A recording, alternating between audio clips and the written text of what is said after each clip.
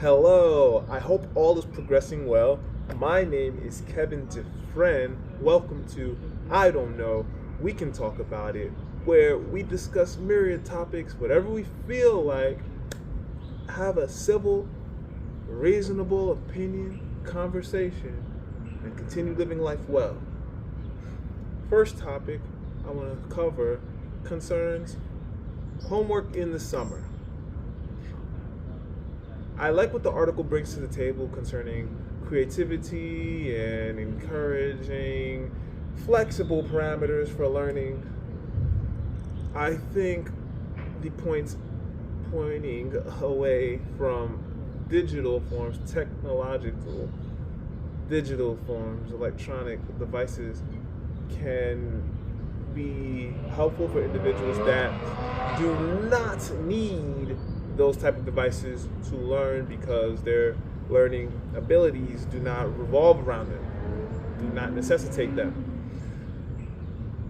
Additionally, I feel as though homework is beneficial in the summer because of the differences of lifestyles, cultures.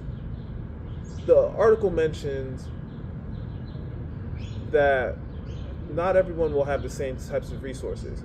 So the backgrounds of these individuals that are students that are going into a summer will vary, and I think if learning avenues are available for the individuals to hone abilities to improve can be beneficial for life.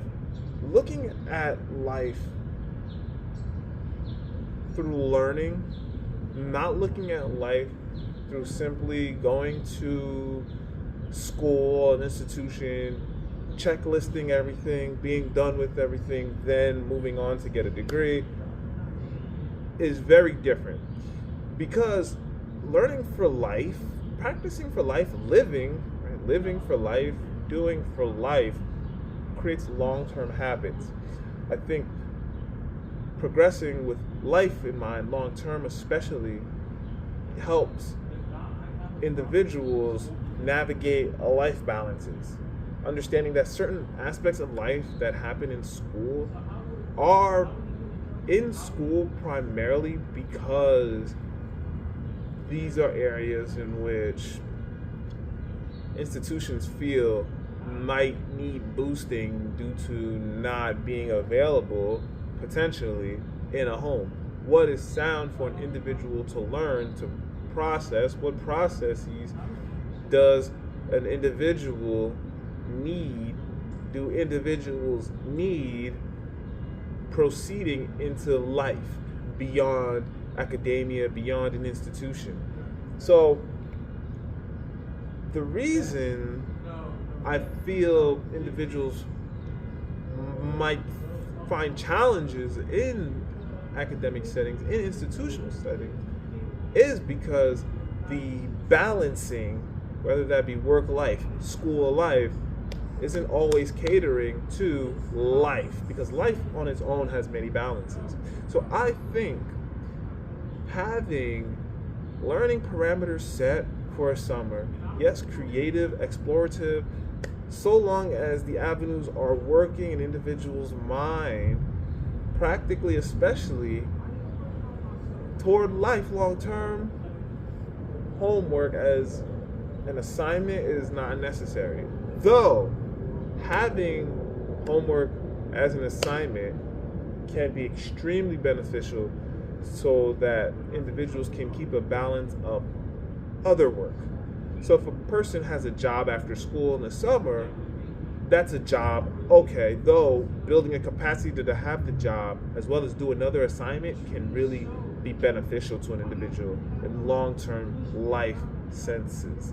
So I say if you have an option as a student, if an individual has an option to take a packet from a teacher for a particular class or for classes in general, I think it's very admirable and potentially practically building into the potential, so that an individual can continue to improve and ensure growth parameters and growth practices are becoming a part of a person's lifestyle long term, instead of just for a period and then it's over and a person's wondering, well, what do I do with education? What's the value of school?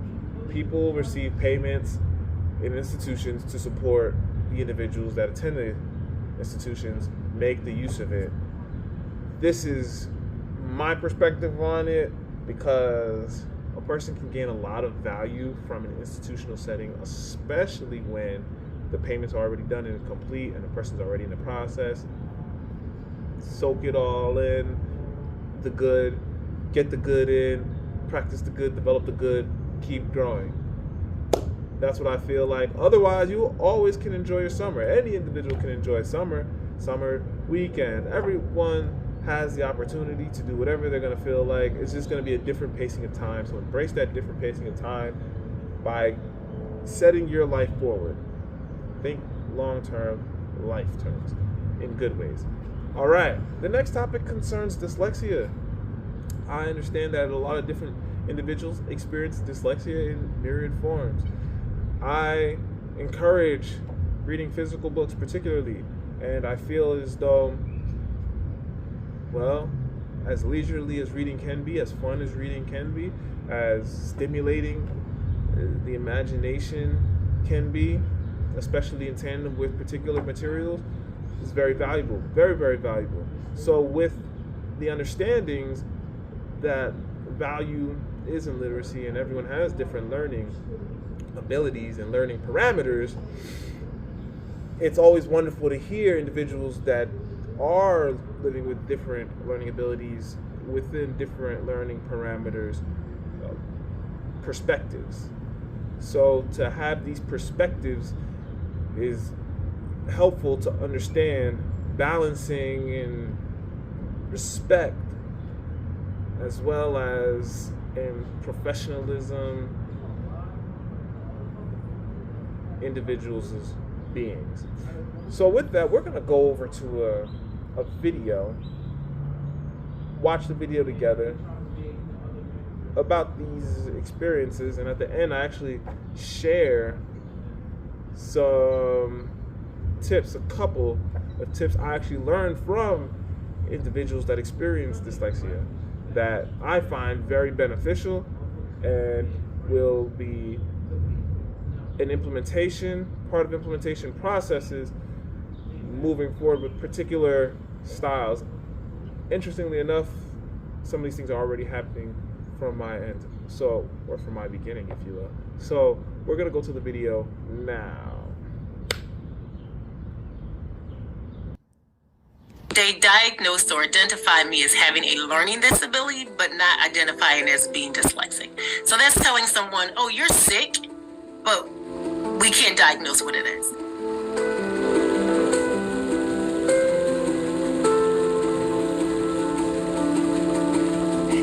It was really just sort of throw it to the wall and see if it sticks when it came to teaching me how to read. And I should have been taken through a structured literacy program. I think it would have made a huge difference in my life.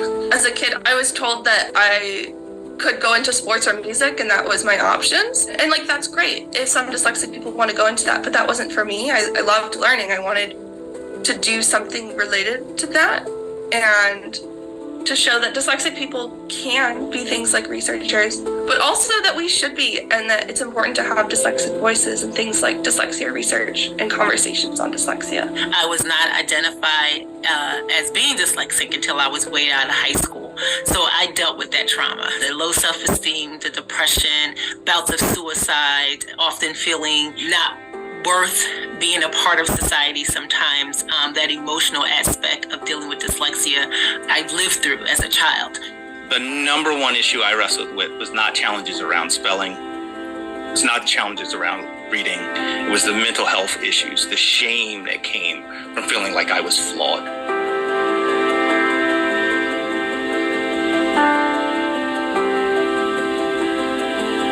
The early on, there was a lot of very segregated settings that I was placed in. Special classes set aside for kids with disabilities, and then you had entire other tracks for kids who were called gifted and talented and who were honors students. And I was clear about what track I was on. It really worked away at my self-concept. I remember feeling like I was very stupid. I had amazing educators, but they were operating within a flawed school system. Throughout K-12, all the way through graduation, it was always this great fear that I was going to lose my accommodations. I fully believe that my special education and my case managers did care about me, but they were in this situation where you almost have to pick and choose which students you help. And I think that that is so problematic and hurtful.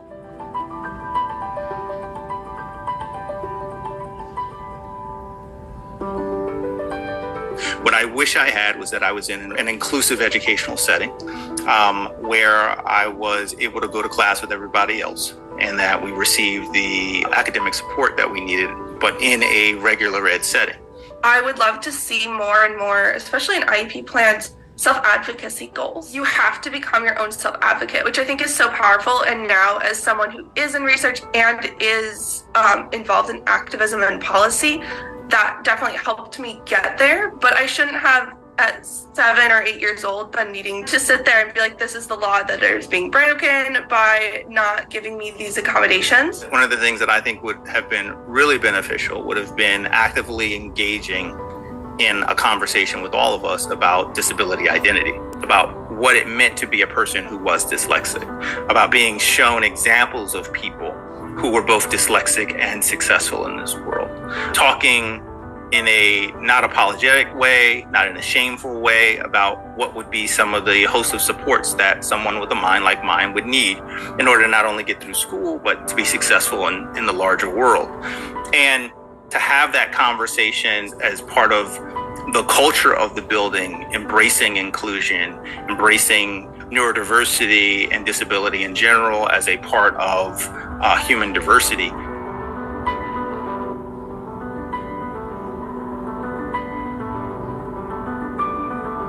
We really do need to look at some of the social determinants. Issues around class and race and gender play a huge part in how someone experiences dyslexia, the sort of supports that they get, how early they're identified, and then ultimately what their outcomes tend to be. So I think that's one of the pieces that's oftentimes missing that I think is important that we make sure that we include in the conversation. We want to make sure that all students succeed, and the way we make all students succeed is not by just helping those that are drowning, it's by helping all of those stay afloat.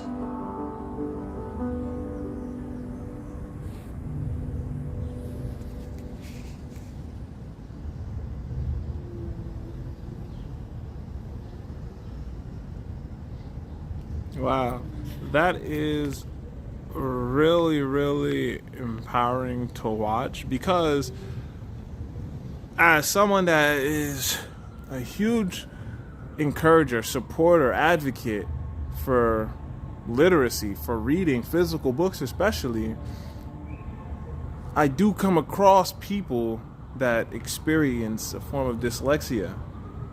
And what I find valuable from the perspective of someone that does not experience dyslexia, as far as I understand, is that each person experiences a different form of dyslexia.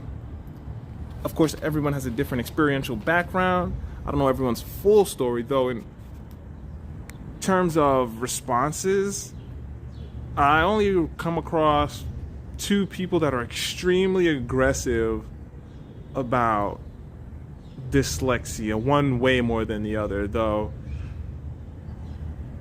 a lot of individuals that experience dyslexia that I meet tend to be very open, tend to share with me what helps them as readers, and I think that is very valuable. For example, having different color backgrounds behind text can be helpful for some individuals. News to me. Ensuring font is big enough is very helpful for some individuals. news to me. So I'm not entirely sure all aspects of dyslexia. I'm just sharing from my experience, from individuals that have come to experience dyslexia, what are some beneficial methods. And I take these into consideration because even individuals that do not experience dyslexia can find benefit to these stylistic recommendations. And it all depends on a person's eyes, vision, development. So I'm really glad about this video bringing dyslexia into the academic forefront, because as many people are working across variances of learning abilities, as many medias are bringing these conversations of variances of learning to conversations to the forefront, I think for me, from the perspective of encouraging reading physical books, especially encouraging literacy, I find value in the points individuals share with me that can help. So I hope individuals take the 2 points I share to consider and potential further developments, and I hope the voices in this video resound well and are effective. So thank you. All right, we are going to enjoy a bit of origami now, so let's spin over there. All right, now we're gonna dig into some origami. Now, I start off with a rectangle sheet of paper. This doesn't mean I'm not able to do anything with a square, because I can make a square from this rectangle form. Remember, to make a square, all one has to do is take one edge of the sheet. So I'm just taking that one corner and aligning it with an edge. So you see, taking this one corner to the far edge here. All right, and now I'm just gonna, all I have to do is bend this bottom flap up to meet the edge where the triangle, see this triangle? So I just bring this flap up to meet the bottom edge of this triangle. So I'm gonna remove the flap. I think it's very important to acknowledge this because origami designs can develop from a lot of different shapes, a lot of different styles of paper. The more one learns, the more one improves, especially learning practically with folding origami. But you can also learn practically without actually folding origami. You're just gonna have to share it with someone in a way, or people in a way that is gonna be sensible for them. So to start off with this fish, we have to fold this in like 4 ways. So going corner to corner, and we're gonna fold. I'm gonna fold here. See this? Boom, boom. I'm gonna fold here. Just making edge to edge folds and corner to corner folds. Now the origami fish is quite different. So we're gonna, once we're here now, basically we fold into our triangle. We have these, you can see the square, we have these different lines here, guiding lines. So now we're just gonna make this triangle here. Boom. Now we come into this triangle. Okay? And basically we're gonna actually have to fold in. So we're gonna fold in after we get into the triangle. We're gonna fold in our origami sheet like this. So what I just did was, the fold is a little easier after doing it. As you can see, the mouthing is a little different. So I fold it in this capacity here. So I have all these, so you can see it from this angle. You see that? Boom, fold in. See this? Boom. I'm gonna fold in. I fold in, I clamp it down, then I have this mouth here. Okay? So the next step is to fold the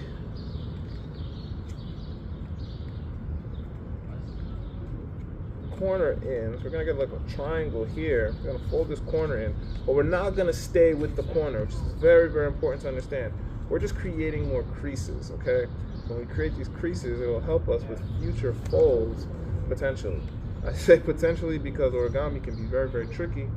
And so with this, we want to make sure that we're just mindful of how we're folding, okay? So I fold it in like this, okay? This way, boom. I take it in. All right. Now, the next thing is I'm going to make a diamond flap. So what that entails is ensuring that the corner of these enter into the central space.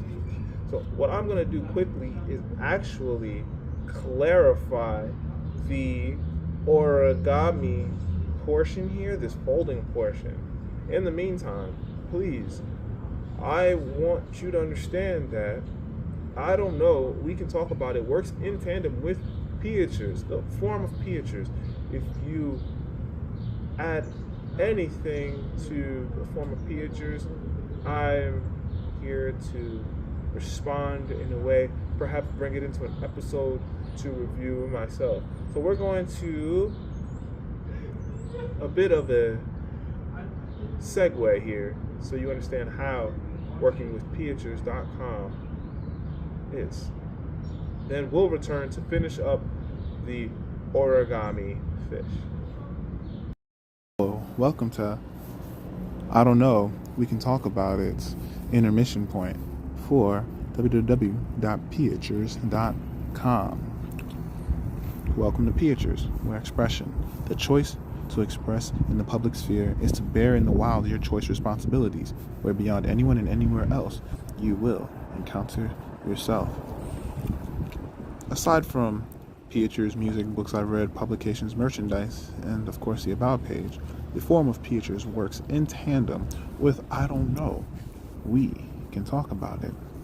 So I encourage you to stay up to date via the YouTube channel, the podcast, or use the forums to be an active participant in future discussions or other discussions. I hope we can continue to grow together, onward and upward. Kevin Dufresne. Welcome back to I Don't Know, We Can Talk About It. So after a quick review, I want to share that the actual fold needs to lead to a triangle, not the diamond shape. Ooh, with that, meaning depending on how you fold this to the center, your shape will change. So we went to the diamond because we folded at the other corners instead of folding at the side. So you see how easy it is to go to the diamond? We folded at the corners here. See how the corners are meeting up here? And realistically, we have to fold at the center edges. So we have this fold here, so you can see it. It's folding in, it's folding in. This is where we really want to be, at this triangle. This is going to make everything a lot easier. Now I'm going to fold this sheet up. So this side is going to come up here. Alrighty. So now the centerpiece is up. We're going to do the same with the other side.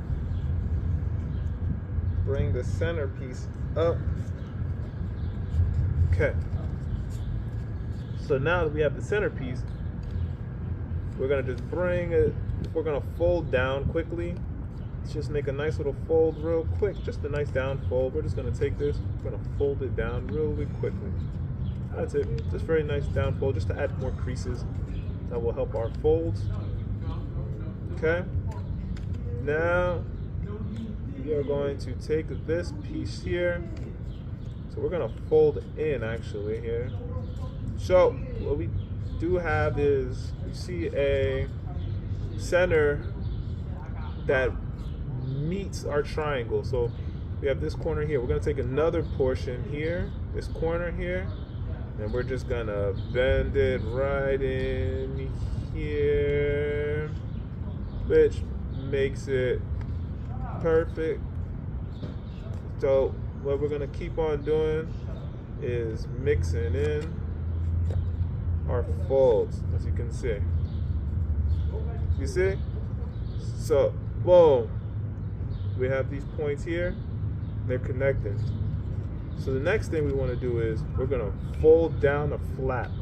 So we're going to take this flap here. We're just going to fold it down. See this? We're going to take this and we're just going to fold it down, all right? Now that we are done folding this flap down like this, we're actually going to enter the flap. So taking this portion here, see this portion? We're gonna take it and we are gonna you're gonna see, I'm just gonna insert it. I'm gonna insert it perfectly in here, and it's good. Take another one, and then I'm gonna insert it perfectly right in here. So now we have a nice flapping here. So the next step is to turn it over. So now we're just gonna turn this portion over here. So we're looking at the back. So what we do from here is we're just gonna fold down each flap. So we're gonna have some long triangles here, as you can see, folding down each flap. Okay. Now that we're down here, we are going to take one side and we're just going to open it. So this is all we're going to do. We're just going to take one side, let's say the left side here, just going to open it just like this. So we have a little recap. See, we're coming from here, we're coming from here. After folding in these mini flaps here, we turn this over and we fold it here. This way, we get to this fold here. We have another fold, and we're just going to take the entire piece and we're just going to fold it over the left side over. Now what we're going to do is we're just gonna blow in to this fish. Whoopsie. Well, that's how it's supposed to be. But this is the fish. So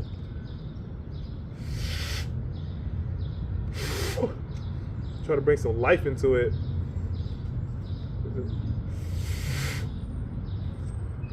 Granted, I'm not going to blame the paper. This is some really intense cardboard paper. So if I take a little gander at the video, the instructions, it's exactly that. So what happens is the fold happens. It says to bring the entire left side over. So when I look at this left side now, I have to make sure to bring it over. So this is down and the left side expands over,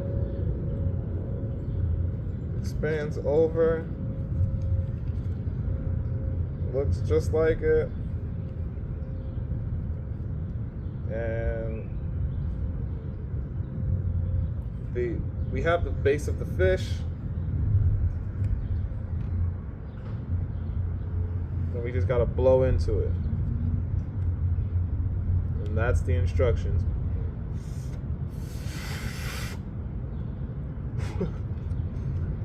But for the most part, this is our fish.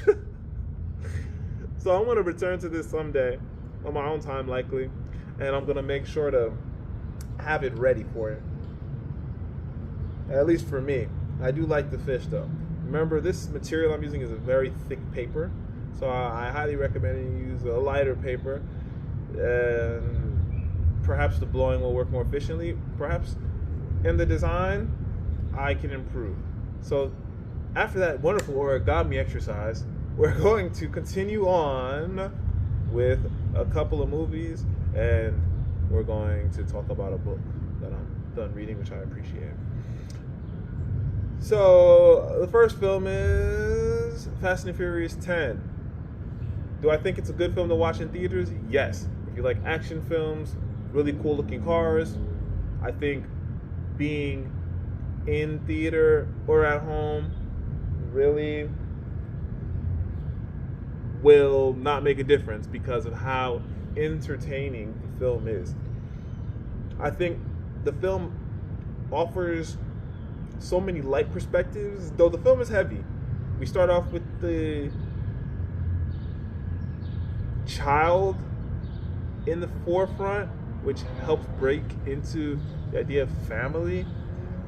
And we're in this real friendly, familial environment, vibe. And the film does take a twisty turn. Now, of course, the film starts off with action. It's that the main portion of the film that begins with more of a present sense is rooting in the familial senses. Additionally, the film does a lot of flashbacking, sequencing to recalibrate toward the present so as to tell the story of what's going on.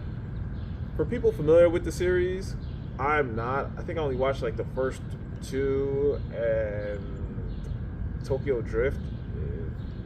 I really just remember Tokyo Drift primarily.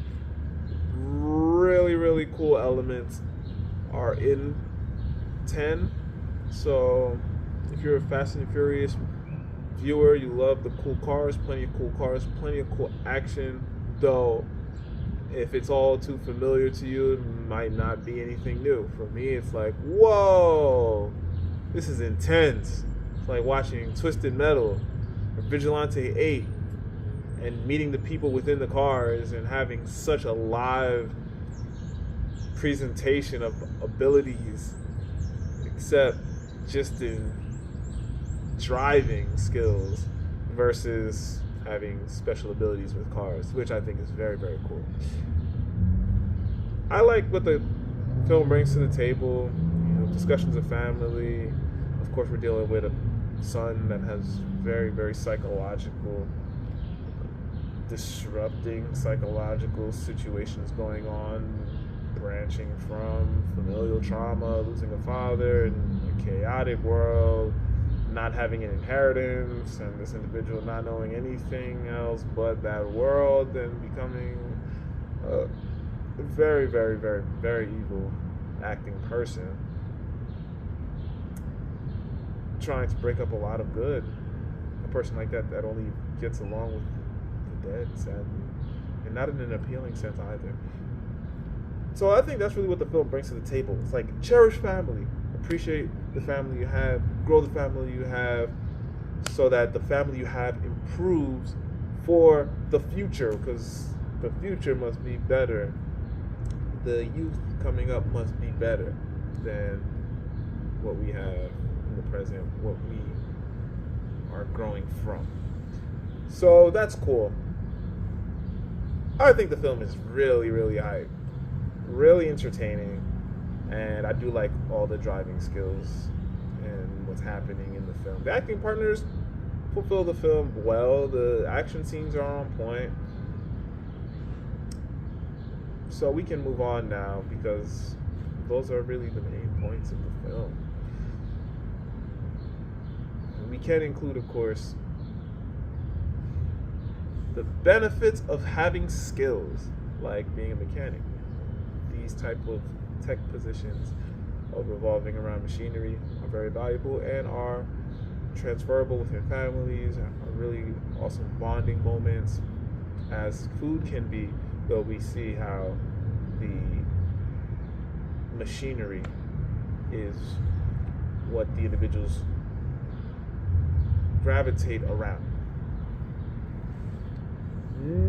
Now, moving on from racing cultures to a degree, this is like racing mafia cultures. I watched The Little Mermaid, the live action one that's in 2023. It's The Little Mermaid. I think it's decent. I feel as though the Disney variations are going to be appealing to each person differently. For example, Lion King on Broadway is wonderful. It's amazing. Lion King in theaters, the non-live version, the cartoon, the first one it's cool, it's nice, it's appealing. The live version is very different. I think what trips me up sometimes about live versions concerns the animalistic behaviors, because with cartoons they're so exaggerative. It's intentional that these characters are cartoons. The live versions really hone in on the live aspect in terms of trying to bring this reality through the animals. Like, I get it. The voice acting is really on point. The voice acting partners do a really phenomenal job. The acting partners in general just do a wonderful job fulfilling the film. The imagery sometimes is like, there's a beauty in cartoons. There's a beauty in the abilities of drawing styles, and coming together in these forms. Of course, the animations at use are style. I do feel as though when looking for more expressiveness, certain animations can be a bit stiff, if you will. Just a little stiff.